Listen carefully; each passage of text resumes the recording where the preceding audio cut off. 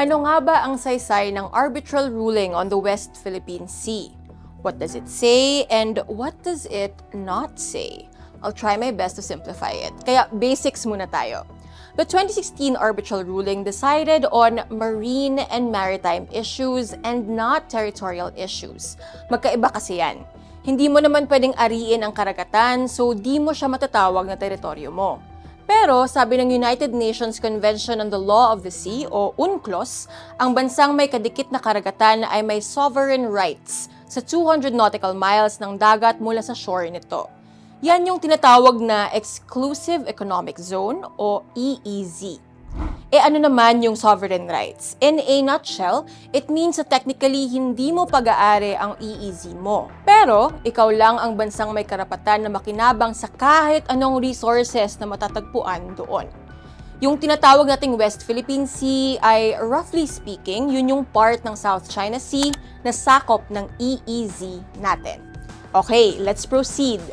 Ano ang sinabi ng 500-page arbitral ruling?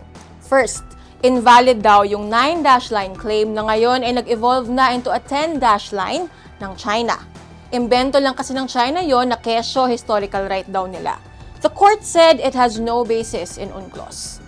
Second, kahit daw ginawa ng artificial islands ng China ang ilang land features sa South China Sea, hindi pa rin daw yun basis para magkaroon sila ng exclusive economic zone.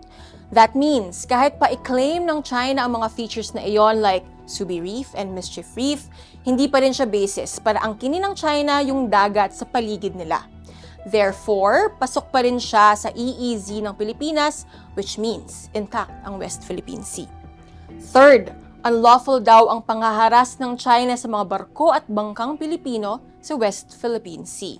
Violation daw yan ng sovereign rights ng Pilipinas. Fourth, sinira rin daw ng China ang environment ng South China Sea by reclaiming reefs to make artificial islands. Fifth, ang Scarborough or Panatag Shoal or Baho de Masinloc, they all mean the same thing, ay isang traditional fishing ground ng Pilipinas, Vietnam, and China.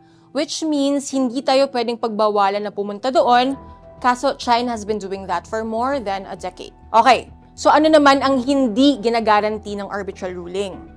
1. Hindi ito sinasabi kung Pilipinas nga ba o China ang may-ari ng geologic features like Pag-asa Island and Ayungin Shoal. Kasi nga, hindi jurisdiction ng tribunal ang sovereignty, kundi maritime rights or karapatan sa karagatan. Ayaw kasi ng China mag-participate sa arbitration.